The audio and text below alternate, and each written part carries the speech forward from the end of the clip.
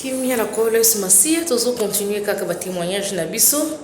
Alors là nazonga ki na ndako nazaki na susi makasi na bondela ki nzambe lobi na ngai loba na prophète nga nzambe na siliki.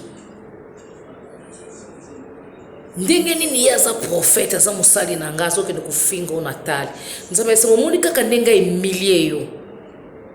Afuka malibosono o senga pardon.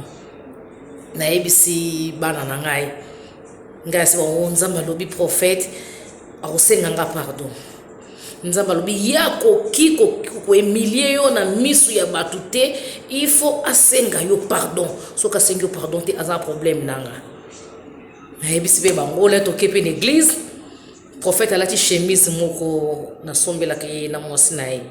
Na pese bango offrande. Wala moko prophète na moni aleki abando senga nga pardon.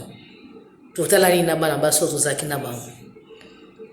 Nzamba bi pardon ya bongo te, il faut afukama. Kaka ndenge emilie kiyo, il faut asengo pardon.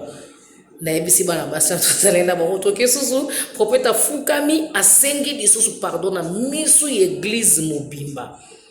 Alors bana basi wana bakoma ki konzimela nzambe na nga na niveau moko okoki kolinga te ba confia ki nanga susu makasi na yeko sakolela o azaki na diabète na ebisi